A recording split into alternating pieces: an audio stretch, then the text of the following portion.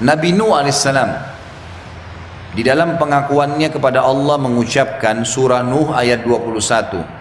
A'udzu billahi minasyaitonir rajim. Rabbi, wahai penciptaku, pengawasku, penyiap asupanku, pemusnah, pemilikku. Innahum asawni wattaba'u man lam yazidhu maluhu wa waladuhu illa khasara. Wahai Rabbku, sesungguhnya mereka telah mendurhakaiku dan telah mengikuti orang-orang yang harta dan anak-anaknya tidak menambah bagi mereka kecuali kerugian belaka. Jadi di sini Allah Subhanahu wa taala menceritakan tentang keadaan Nabi Nuh alaihissalam yang mengeluhkan, curhat kepada Tuhannya. Tahu apa yang terjadi? Waktu sudah Nabi Nuh ucapkan doa ini, Allah Subhanahu wa taala ijabah. Allah utus Jibril lalu menyuruh Nabi Nuh alaihissalam buat kapal. Kapal untuk supaya selamat, gitu kan. Kapal ini bukan main-main, kapal yang sangat besar. Dan yang uniknya adalah pada saat itu lokasi dakwanya Nabi Nuh padang pasir, nggak ada air.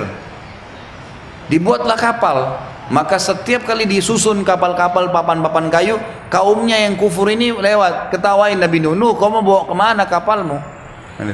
Kamu pakai kemana, ini padang pasir? Mau didorong, nggak ada lautan, nggak ada sungai di situ, jauh sekali padang pasir. Kalaupun ini mau diseret kemana sebesar ini?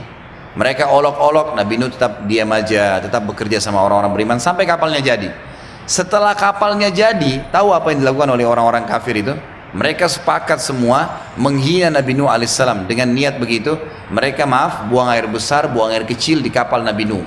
Semua datang. Setiap mau buang air besar di kapal Nabi Nuh, buang air kecil, sampai kapal Nabi Nuh penuh dengan kotoran, gitu kan? Apa yang terjadi? Lihat, kalau sudah campur tangan ilah, Tuhan lain, semua manusia bisa mengatur tipu daya, bisa memanipulasi data, bisa mendolimi orang lain, bisa menunjukkan kesombongan, tapi tetap ujungnya akan ada campur ilah. Nggak ada orang sombong akhirnya nggak dihukum sama Allah, nggak ada. Nggak ada orang yang mengambil haknya orang lain kecuali Allah juga kasih dia balasan terhadap buatannya. Makan harta haram, Allah kasih penyakit yang berat, gitu kan? Yang dia akan bayar lebih berat daripada apa yang sudah dia curi. Allah Subhanahu wa taala pada saat itu memberikan penyakit kulit yang subhanallah hanya kena orang-orang kafir saja. Orang beriman nggak kena. Penyakit kulit mereka itu keluar bisul-bisul yang ngeluarin nanang, ngeluarin darah. Orang beriman nggak kena, cuma orang-orang kafir saja. Semua satu negeri itu kena. Allah biarkan mereka ikhtiar, mereka berobat, mereka ke dukun, macam-macam mereka lakukan, tidak bisa sembuh. Dan ini bayi pun baru lahir langsung kena penyakit itu, semua. Tapi orang beriman enggak. Tahu bagaimana campur tangan ilah, Bapak Ibu sekalian? Salah seorang dari warga itu setelah setahun atau 2 tahun mereka berusaha berobat tidak sembuh-sembuh. Satu orang pergi, mereka masih buang air besar, buang air kecil di kapal Nabi Nuh nih. Ada satu orang datang kapal Nabi Nuh, pada saat buang air besar kepleset jatuh di kotoran mereka sendiri. Begitu dia keluar dari kotorannya, sembuh penyakitnya. Nggak ada penyakit kulitnya lagi, sembuh semua. Waktu dia pulang kulitnya bersih. Dia pulang, kaumnya bilang, kau berobat di mana? Saya nggak kemana-mana, tadi kepleset di kotoran kita.